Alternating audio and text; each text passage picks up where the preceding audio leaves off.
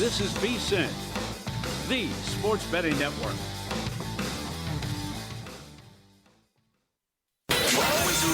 Follow the money. That's what I always say. You always follow the money. Yeah. This is Follow the Money with Mitch Moss and Pauly Howard on VSiN. Yes, follow the money. Pauly and the Moose. Mitch out all week. VSiN, the sports betting network. And a loaded show coming up. We'll talk to Nick Whalen at the bottom of the hour. Win totals we like. Little NFC East as Moose is back from Giants camp and practice. Also talk to Love My Baxter in studio coming up. Prison guard for over 20 years. We'll dig into that. And also won Grandissimo last year, had a share of that entry, and won Survivor with 2 entries in 2021. And Paul Charchian starting his weekly visits. We'll talk some props, AFC North, and also fantasy with all the drafts, surprises, disappointments, who to take, double shot with Charch coming up. Moose, good to see you. How you doing, friend?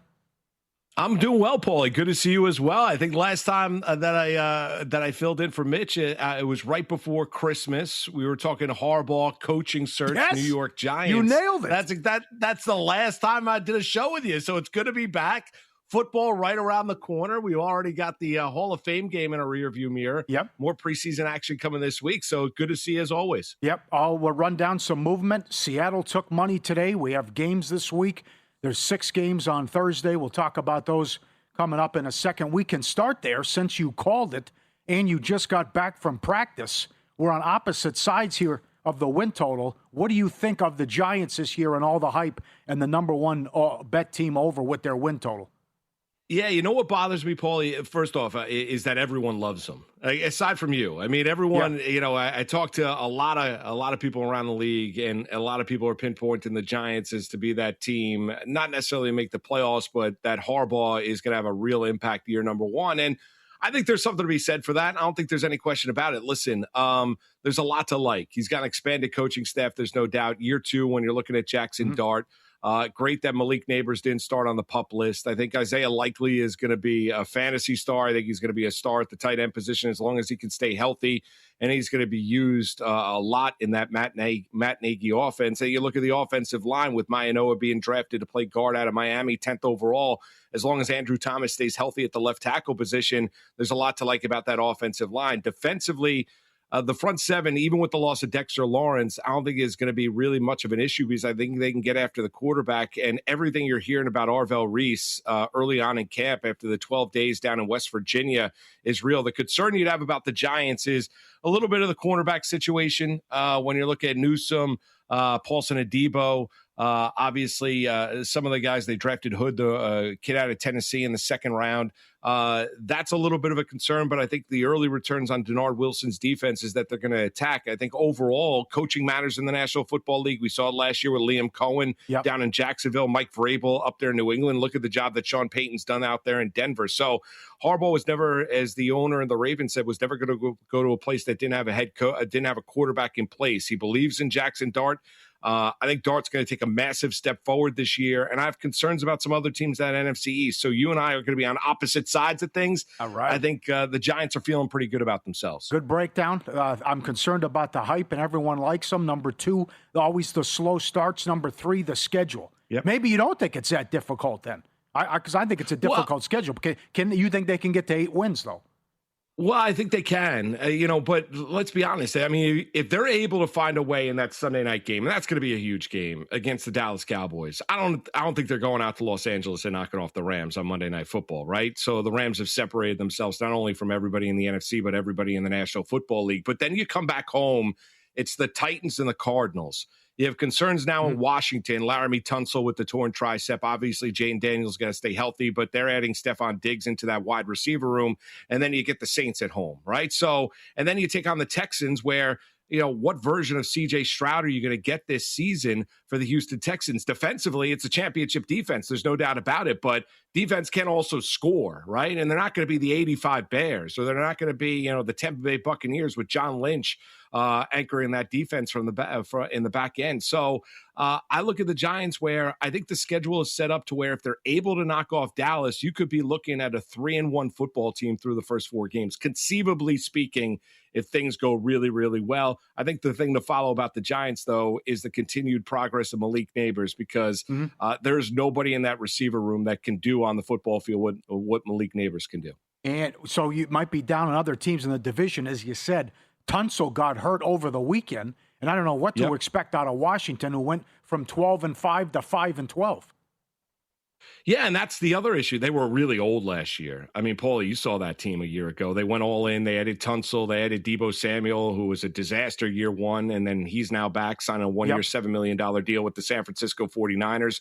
You had guys like Von Miller on defense. I mean, they were just really, really old, and I think their GM, Adam Peters, looked at it and said, I'm going to lean into it. I think we're one step away, and then other issues reared their ugly head. Then you throw in the other aspect, massive changes on that coaching staff for Dan Quinn during the course of the offseason as well. Listen, is Jane Daniels going to be able to stay healthy? He takes an inordinate amount of hits, and he is not the most, I wouldn't say frail. He's very thin if you've ever seen Jane Daniels in person. So you say to yourself, okay, when you look at Daniels, can he stay upright? Can he stay healthy? We know he can throw the football. We know he can really spin it. He was really special his rookie year. I'm not taking anything away from him. I have concerns in other areas of that team. And I have concerns about whether or not they're going to be able to run the football. And now you throw in a big concern with that offensive line, because they heavily invested in that trade to go get Laramie Tunsil. And now he got hurt over the weekend, Paulie, as you mentioned, with that torn tricep. So the Giants play Saturday morning against the Vikings. That total is moved 2 points, 38.5 up to 40.5. Good quarterback rotation, Dart, Winston, Allen. And for the Vikings, it's Murray, McCarthy, and Wentz as they're battling out who's going to be the number 1 quarterback there. Murray should win it, but that's a big move that happened in the game Saturday morning. How about also the news over the weekend? The Bengals are up to 7 against the Lions Thursday. That opened 3.5. Bridgewater retires. He took a couple days off for personal reasons and then said, I can't do it anymore. So Luke Altmaier, undrafted rookie, is going to have to take the majority of the snaps for the Lions on Thursday, and they're on a 2-9 straight-up run in the preseason. Big move on the Bengals. How about the news where Teddy, the veteran and a good locker room presence, says that's it for me and calling it quits? Yeah, I mean, he's had enough.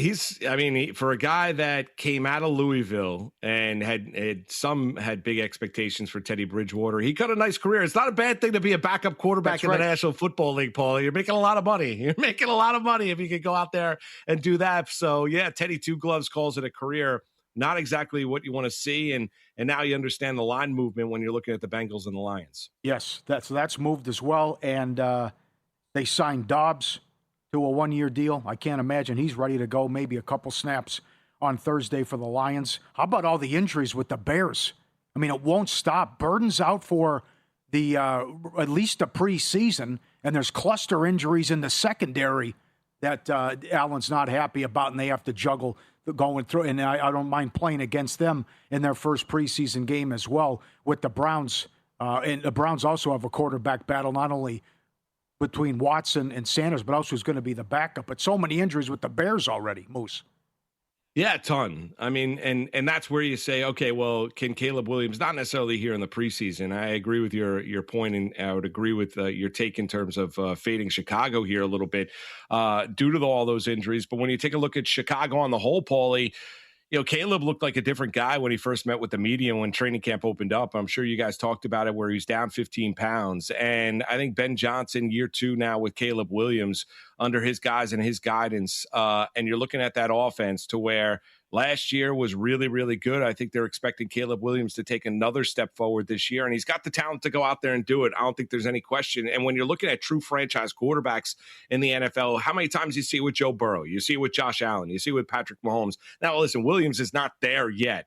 But conceivably speaking, that's why you draft him first overall out of USC, is to potentially get to that level to where you can make up for a lot of deficiencies on your team. And Chicago might just have to do that before they get some of these guys that are banged up back in the lineup. Yep. Also, quarterback battle in Tennessee for the backup spot. I'm sure you saw this. Will Levis says, I'm one of the best 32 quarterbacks in the league. He's fighting it out with Trubisky as a backup. Tennessee money up to 3 against the 49ers Thursday. Shanahan says he will coach, and also came in today some respected money on Seattle, and it hasn't been good as they take on the Cowboys. Schottenheimer is questioning the effort and how bad the practices have been for the Cowboys. They also, since 2008, 7-24 straight up, Dallas in the preseason. And you got Darnold, Locke, and Milroe with the quarterback rotation with Seattle. They're up to 3.5 in some spots, Moose. When does Will Levis take a little bit of humble pie? I mean, he stinks. I mean, like when do you look in the mirror and be like, you know what? I'm thankful that I'm still battling for something in the National Football League. I mean, he had every single opportunity to do something in the NFL. Listen, confidence is king, Paulie. You see it all over, not just in the National Football League. You got to be the biggest fan of yourself. But yeah, I mean, at some point, somebody's got to pull Will Levis aside and say, listen, here's the reality of the situation. You know what? Maybe you could carve out a nice backup career for the rest of your career. But honestly, if you're looking at it, I'd rather have Trubisky backing me up than Will Levis, even with the limitations of Mitch Trubisky. Yes, and that's a good reason to bet on Tennessee, I think, Thursday night. With all the injuries with the 49ers, and you have Trubisky and Levis fighting for that backup spot, and they should get the majority of the snaps in that game as they're 3 at DraftKings coming up against the Niners.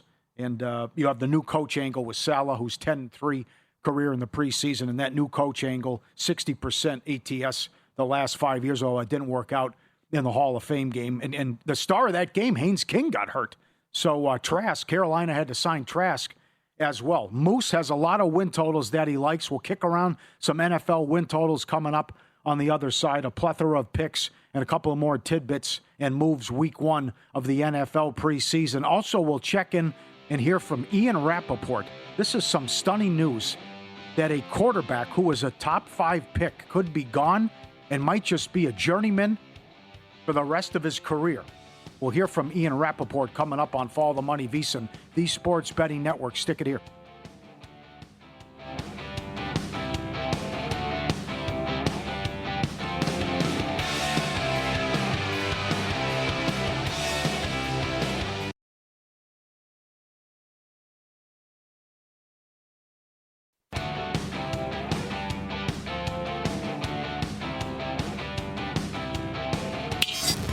This is Follow the Money on VSiN.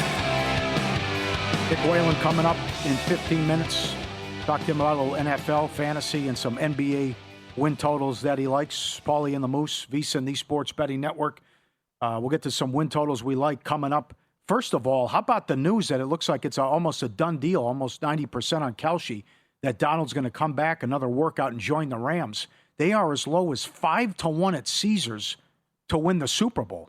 You like their win total over, but this goes back, we'll get to this later. Bill Barnwell, ESPN.com, has a good article about a Super Bowl favorite this short and how they've done in the past. This is going to be scary if they add him to what the pieces they have, and then Garrett can take some pressure off him as well. Yeah, I don't think there's any doubt. I mean, we were talking a little bit about it, Paulie, during the course of the break. What version of Aaron Donald are we going to get? He's been out of the league for a while, and he's in his mid-30s. I mean, that would be the only. Now, you might say, well, it doesn't matter. If they're able to only use him as a bit player, he's not the same player he once was, but put him in specific downs, and they've got a snap count on him in and game out. Listen, I don't doubt the competitive nature of Aaron Donald. He's one of the greatest interior defensive linemen that we have ever seen. But even without him, the Rams are the prohibitive favorite because of what Stafford did the last year with the 46 touchdown passes and the offensive line, the brilliance of McVay, what they did in terms of being aggressive and going out there and getting Myles Garrett from the Cleveland Browns during the course of the offseason. There's really nothing that they can't do. They can run it. They can throw it. They've got dynamic weaponry at the wide receivers. You saw McVay last year, even when he had injuries at the wide receiver spot, he made great use of 3 tight ends, and then they can get after the quarterback. And now, most importantly, they're going to have a fourth quarter pass rush with Myles Garrett to close out these games, something that they didn't have a year ago. So only injury can really prevent them. I don't think it's a case where you look at them and saying, well, we're building them up to be something that they're not. No, they're really talented. They're really good. And there's the reason why the betting markets are indicating that as well. You think 14 wins? 15 wins? I don't know about 14 or 15. Do I think they go 15-2? I think that's a little extreme. I mean, I think they can go 14-3. I mean, I do think that. I mean, I think they're going to beat the 49ers to kick off the season. I think they're knocking off the Giants. They're beating the Browns. I think they can go into Philadelphia and knock off the Eagles. I understand that they had some, tough losses a year ago, but there's nothing that they can't do on a football field. Mm-hmm. So, and I think McVay is supremely motivated. So when you're looking at their win total sitting there at 11.5, they went 12-5 a year ago. You mean to tell me now with Myles Garrett on that defense, they can't go out there and go 14-3? I think they can. I like Detroit over because of the issues in Green Bay. Parsons not back till at least week 6. Minnesota I like, but still they don't have a lot of depth. And the Bears, it was a great story last year, but a lot of breaks went their way, and also cluster injuries in the defense already. So Lions over. We're butting heads on the Giants. I like it under. Arizona under. I mentioned that last week. And Adam Chernoff had a good write-up on how bad the Miami Dolphins could be. That this would be playing from behind. He thinks maybe 1 or 2 wins. That's it, how bad Miami could be. So under 4.5, minus 160 there. How about the Jets? What do you think the Jets can do this year? Yeah, Paul, he called me crazy. I like them over. It can't be as bad as it was a year ago, and it was really bad. But, Frank Reich comes in. He's not going to be calling plays. He's the offensive coordinator, and some believe maybe he's the future head coach of the New York Jets if things don't go well this year. I think the coaching staff has improved. Glenn is going to be calling plays defensively this year. Everything you hear about the second overall draft choice out of Texas Tech is that he is different, and he is going to be really good at getting after the quarterback. And here's the other thing. Everyone knocks Geno Smith. And Paul, you saw it out there in Vegas last year. He was terrible. But the Raiders were abysmal, and the offensive line was atrocious, and Carroll coming back embarrassed himself. So you mean to tell me now Geno Smith isn't going to be better than Justin Fields? I mean, as Woody Johnson said a year ago, Justin Fields had issues completing the forward pass. So you look at Geno, even though he is not the long-term solution, could he be an answer at quarterback for the Jets this year? I think he can. And I think the Jets can surprise some people because you're looking at their total sitting there at 5.5. Miami is going to be a doormat. I'm concerned about the Bills, especially the back end of that secondary. You look at New England, they were really good a year ago against a very favorable, easy schedule. I'm not telling you they're going to take a massive step back. You're looking to get to 6 wins. Can the Jets potentially get to 6 wins this year? I think they can. I think if they don't and they go under that number, I think they're going to be looking for a new head coach, or maybe Frank Reich is taking over. Okay, so the Moose is on the Giants over, the Rams over, and the Jets over. I'm with you this one as well. Atlanta's only 6.5. And I know there's a lot of Denver's up to 5 now in their game against Atlanta. Atlanta doesn't have a quarterback right now. And Stefanski hasn't done well the last couple of years in the preseason. Denver up to 5 in that game. But regular season, I think that they had quarterback issues last year and still tied for the division lead. A lot of talent there, upgraded coach. I'm with you on Atlanta over 6.5.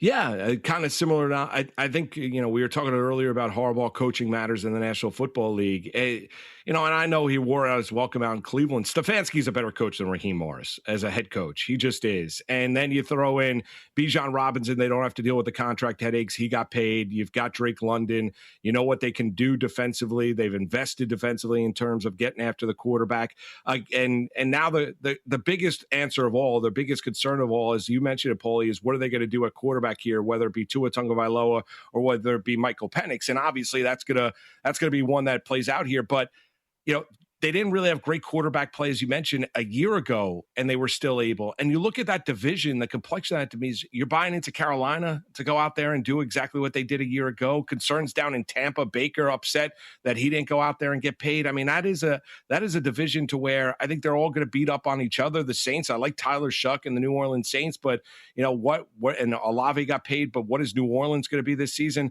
I look at Atlanta, the number is so low to think that they can't get themselves to 7 wins on the season. I think they can. Yep. Denver 5.5 now, Friday night, as Atlanta's stuck. They just signed Cooper Rush, and they have Jack Strand as their quarterbacks right now in the preseason. How about an under? You're against the Ravens. Tell us why.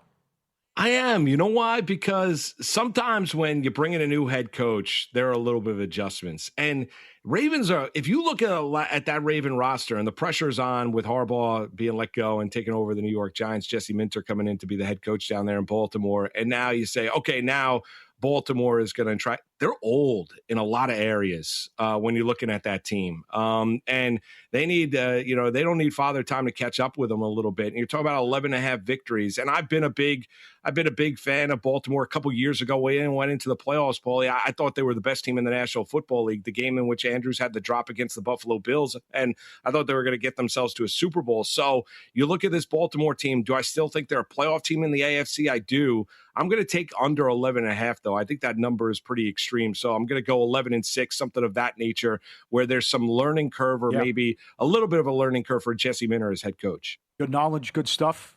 Great to have the NFL back. Games Thursday. Yeah. Colts take on the Patriots. It's Tommy Cutlets for New England. They're laying 1.5. And the backup job between Anthony Richardson and Riley Leonard to back up Danny Dimes. This is interesting. Top 5 pick, Moose. And now might not even win the backup job, the fluke injury. Here's Ian Rappaport over the weekend on what could be next with his career.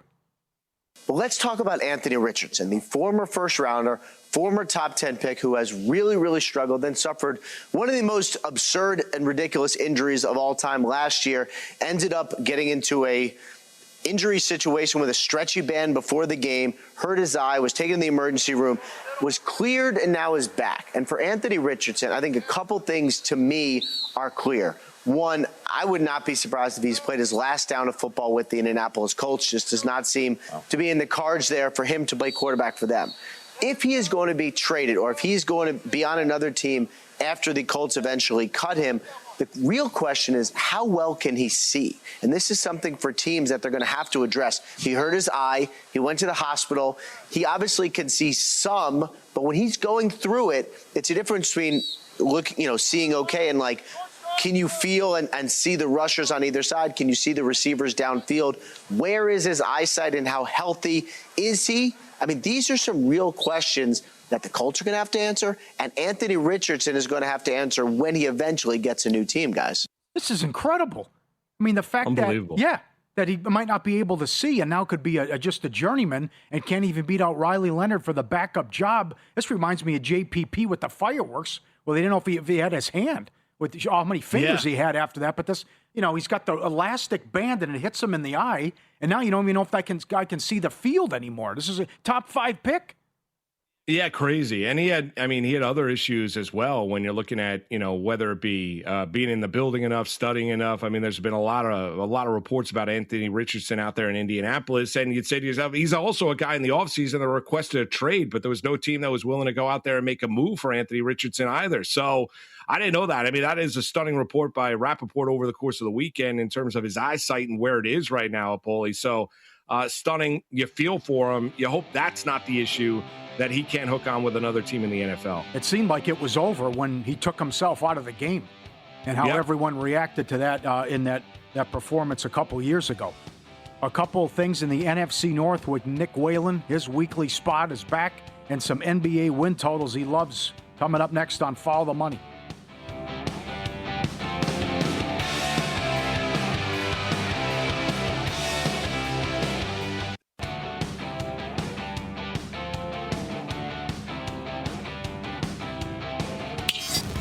This is Follow the Money on VSiN. Games Thursday, 6 of them, and football's back. We'll talk to Paul Charchian later in the show. Fantasy angle and a little fantasy and talk with Nick Whalen from Prop Points. Joins us now, his weekly spot as NFL is back. He joins us on the Progressive guest line. Appreciate the time. Follow him on X at Whalen. No L, it's the number 1. We were just talking about the NFC North and how people are high on the Lions, and big reason why is the schedule. What do you think of Chicago, Minnesota, and Green Bay after Detroit with that rest of that league, Nick? Yeah, I think this is, on paper at least, the toughest division in the NFL. And I think that'll be borne out once again this season. I think there was a case that it was last year as well, at least as far as the 4th place team in the division being the toughest out week to week. And I'm with the market consensus that Detroit is probably the best team in this division. I think the schedule is a huge reason for that. And we saw New England take advantage of the best schedule in football last year. I think it could be the Detroit Lions' turn. But guys, the other team that I'm really high on in this division, relatively speaking, of course, would be the Minnesota Vikings. And I know right now they're forecasted to be the fourth place team in the NFC North. But it would not surprise me, guys, if this is a team that is making a playoff push. We saw this team remain in the mix last year, despite having the worst quarterback play probably in the NFC for much of the year. Even if you're not a huge Kyler Murray supporter, even if you don't think, he's going to turn over a new leaf in Minnesota, you at least have to admit this is going to be significantly better than Carson Wentz and Max Brosmer and, of course, J.J. McCarthy a year ago. So I think there's still a really high floor in Minnesota. And if the Kyler thing hits, this could be a 10 or 11 win team. The team I'm a little bit lower on, though, is the Green Bay Packers. And look, I say that sitting here in the state of Wisconsin. I've had to sit down with some friends and say, all right, I want to temper expectations this year. I think the defense could get off to a slow start with no Micah Parsons. I think cornerback is still an issue. I think linebacker remains an issue. And this might be, at least on paper, the most question marks we've had about a Green Bay Packers offensive line going into a season in a long time. Nick, want to ask you, Paulie and I were talking about earlier, the Rams of 5-1 to win the Super Bowl this year. Do you think they should be that big of a favorite here when looking at the complexion of the NFL?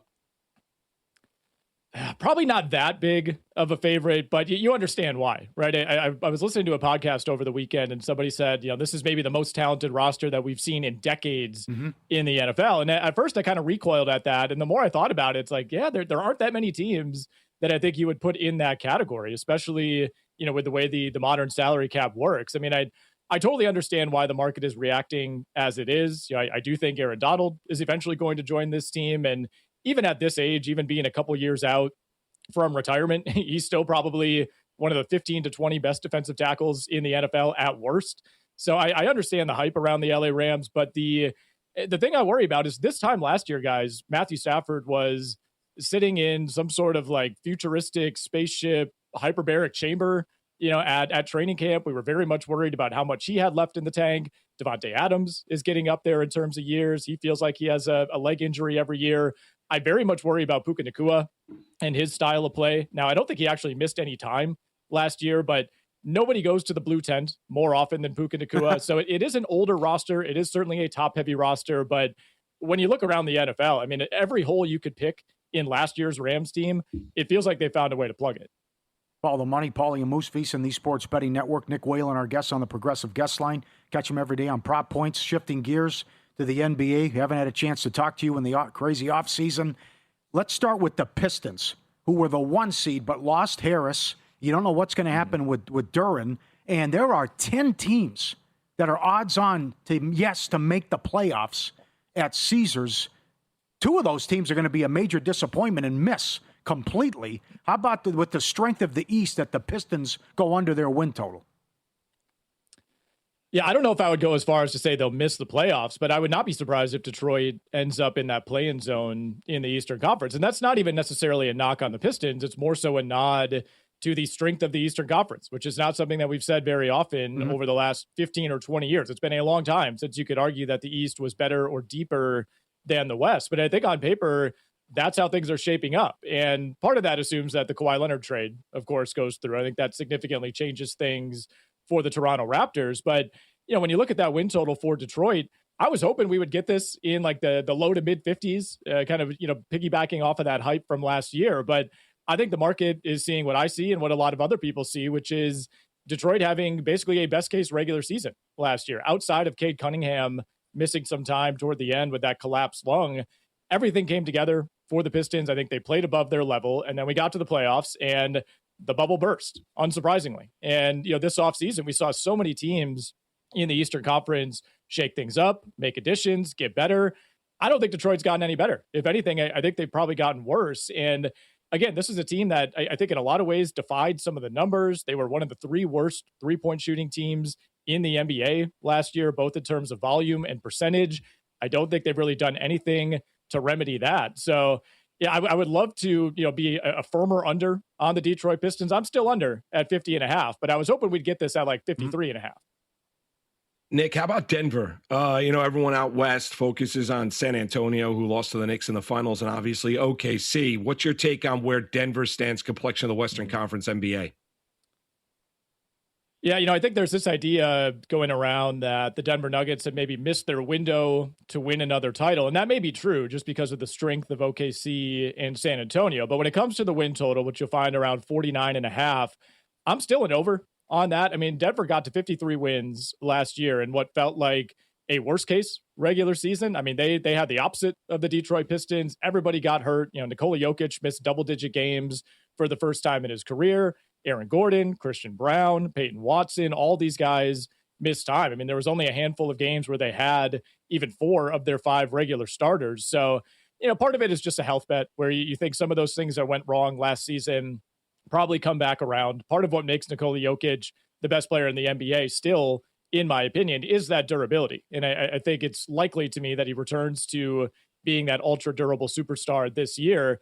We also saw an elevated version of Jamal Murray last season. He's a big part of the reason they still got to 53 wins. So even though it feels like maybe Denver doesn't have that same title ceiling, doesn't have that same upside as the top 2 teams in the West, I still see this as pretty easily a 50-plus win team. Okay. The Bulls were playing good ball until they started tanking, and then they traded everybody as well. Everyone likes Wilson, the top 5 pick, and how well he played in Summer League. What do you think of the Bulls win total?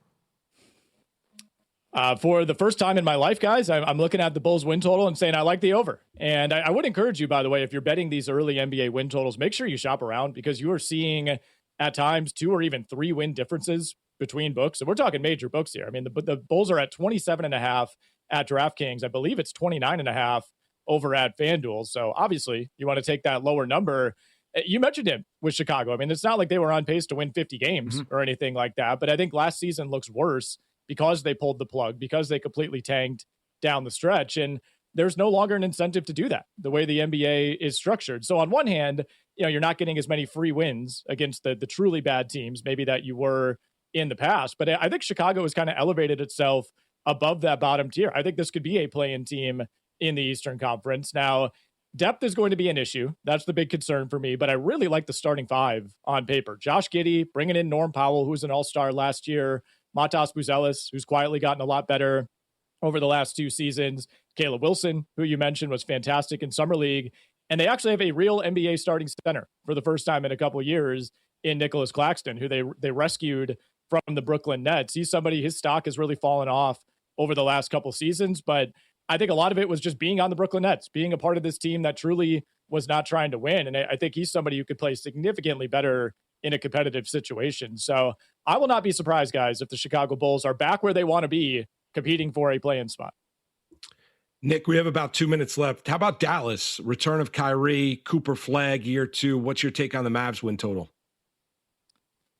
Yeah, the Mavs are another over for me, guys. And, you know, the Western Conference, again, we always think of it as being so difficult, but I think the tables have turned a little bit. I think there may be some free wins on the table in the Western Conference, but I love this Mavs team. And this was a team that was floating around 500 through 40, 50 games, and another team that completely pulled the plug. I want to say they were like 6-26 or something over their final 32 games. They were without Kyrie for the entire year. They had injuries all over the roster. For one, I think Cooper Flag takes a huge step forward. I think he is absolutely the real deal. You know, final 25 games of last season, he was playing like a probably second or third team All-NBA player. You get Kyrie back, even if you pencil in 20 to 25 missed games for him as usual, they have a lot of depth on this roster. I like a lot of the pieces they brought in. They made some nice moves on the margins, and they have a ton of depth up front, specifically Derek Lively coming back from injury, Daniel Gafford, PJ Washington. They bring in Marez Johnson out of Michigan. So I kind of see them in the same breath as the Chicago Bulls in the East. You know, not a team that you're looking at as a dark horse title contender or anything crazy like that, but will not be surprised, guys, if the Mavericks end up as maybe the 9 or the 10 seed in the West and try to sneak their way into the playoffs. Great to talk to you, my man. Good stuff, and pleasure. Looking forward to it the rest of the season now that NFL's here. Appreciate you. Good to be back, guys. All right.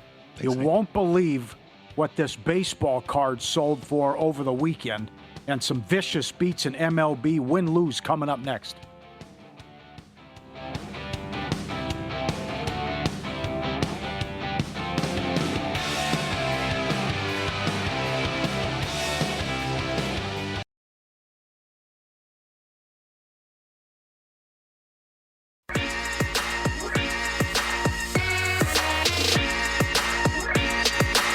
Win Some, Lose Some is sponsored by the Sharp Plays. Were you a winner last night? Wow, winning. Or was it a rough one? Well, they can't all be winners, can they? Loser! You're a loser! Pauly Howard recaps the night in sports betting in Win Some, Lose Some. Let's start off with a bang and golf at the Wyndham. Michael Brennan, 72-1 to win it. He walks away with $1.5 million, and a Follow the Money viewer had it for, how about this, $1,000. I think it was some odds boost, some free play he had, whatever. He put $1,000 on it. There's the ticket that he hit at DraftKings for $72,000. That's incredible. That's insane. I know. That is insane. You take $1,000, whatever it is, and you're putting it on Brennan at 72-1 to win the Wyndham Championship. That is an amazing play. Yeah. Tip jar. Here's your winner for tip jar already. You can figure out the rest of the year for that. That is awesome. UFC, the Lopez fight to end in the last 10 seconds of any round, 35-1. That's great that's even offered at DraftKings. Salkid by sub round 1, 14-1. Lou Finicaro on the show Thursday to talk about the UFC card. Saturday, MLB, McCarthy to go deep twice, 100-1. Naylor, likewise, 100-1. Lombard was 9-1 to hit a home run. He gets it done. What do you think of this kid? Is he the real deal? You can play defense. I mean, Paulie, Yankee fans had to watch Gleyber Torres at short, Anthony Volpe, Jose Caballero at shortstop. I'll tell you, and guys I talked to that watched Lombard through the farm system said, elite level defensively. They weren't sure about his bat, but you look at first 5 games as a major leaguer, he's hit 2 home runs, one to left field, one taking advantage as he did on Saturday, which you mentioned, short right field porch against the Atlanta Braves.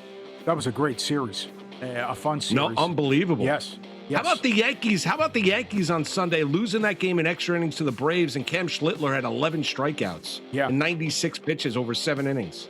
Trout homers Friday on his birthday. Again, I'm glad I mentioned it. Plus 450. He went deep in his first at bat. He has now played 8 games on his birthday and hit a home run 6 times. That's baseball, Susan. The Red Sox, couldn't lose a series, and the A's hadn't won a series since out here against the Rockies in early June. And the A's were 3-. Mitch mentioned it. He goes, they're going to do it because it's baseball. They were 3-1 at Caesars to take 2 out of 3. And after getting pounded Friday, that's exactly what they did. That's incredible. The first time they won a series in 13 tries. That is insane, and that was a Red Sox team. Think about that. The Rays and the Braves and the Red Sox each lost this series this weekend, and both were riding 8-game winning streaks going into Friday at the start of the series, and both of them ended up losing the series. Yankees obviously take 2 or 3 from Atlanta, and Boston falls to that series against the A's. Yes. WNBA, this is correct. The Liberty from 1.5 up to 13.5. The Aces sat everyone on a back-to-back, and the Liberty pummeled them, and the Mystics did it again. Washington has covered now 8 in a row in the WNBA. Subscribe, be part of the team, vsin.com.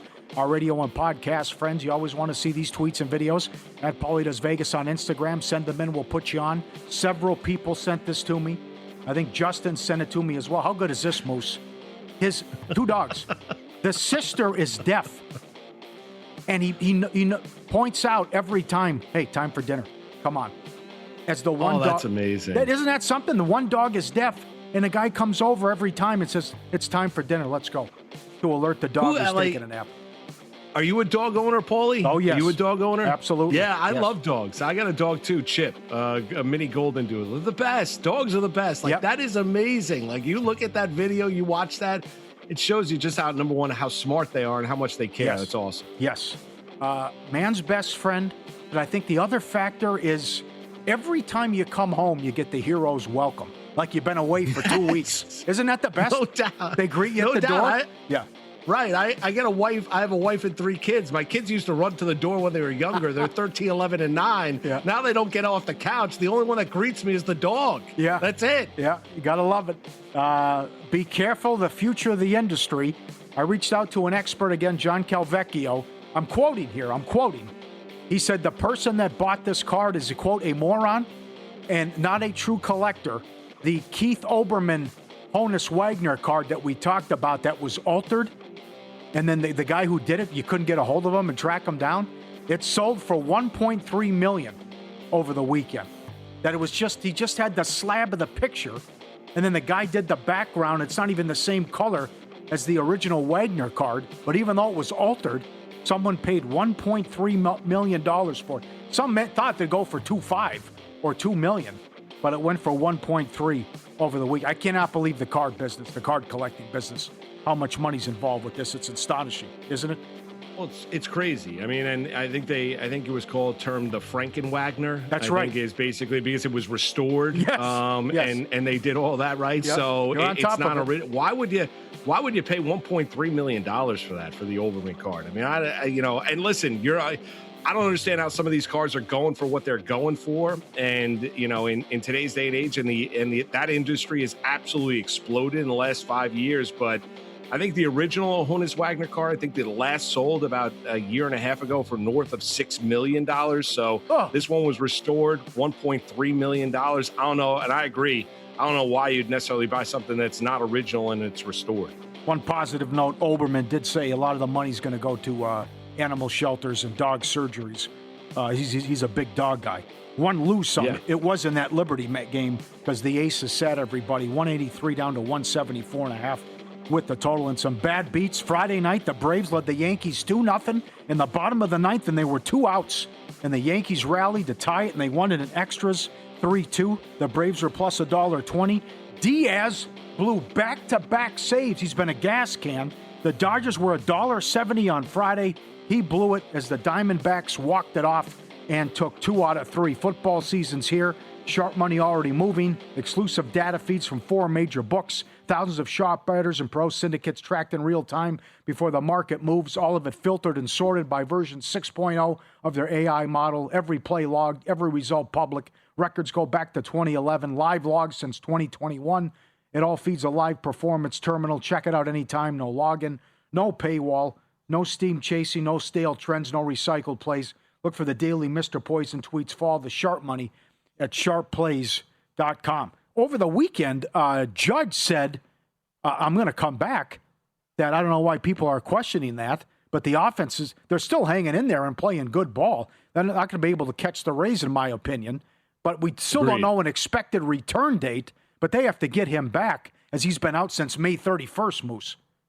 Yeah, he suffered the injury April 26th. I think diving for a baseball and tried to play through for a month. It was atrocious offensively, Paulie. But I think when he initially went on the IL, the thought process was that he was going to be back at some point this week. And obviously that's not happening. Along with Judge saying he's going to be back, the Yankees announced that he's resuming some physical activity, not resuming baseball activities, not going to be swinging a bat or doing anything like that. And I think they're probably, looking at some point in the month of September. Listen, I've said it before. I've got asked a lot about it here in the New York area, Paulie, in terms of, do you think Judge, listen, even if he's not 100%, I do think Judge is going to push to get back into that lineup to try and be part of October. I really do. So I think he'll be back with this team. I don't know about Giancarlo Stanton. I mean, he's more of a mystery after re-injuring his calf, after initially suffering the calf injury weeks and months ago. Bellinger will be back in the better part of a month now. He's been out a couple weeks with that hamstring injury, but they need that because their offense right now, even with Ramos being added from the Giants and Garcia being added from the Washington Nationals, they are very, very quiet offensively and go through long offensive droughts. Yep.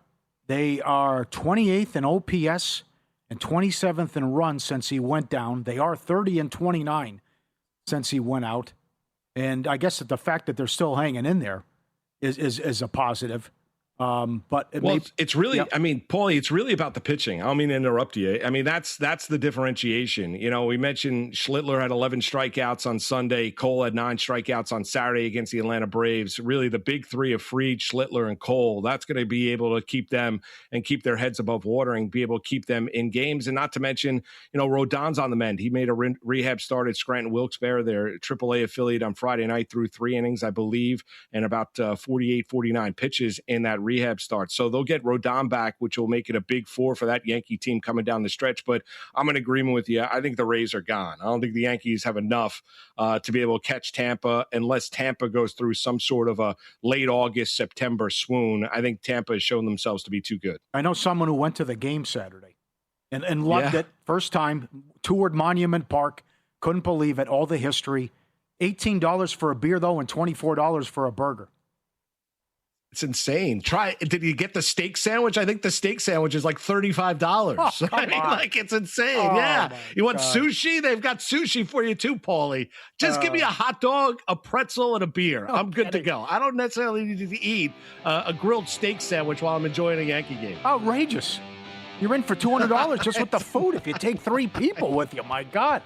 Todd is up next. You know him as I Love My Baxter on X. He's been on the show many times.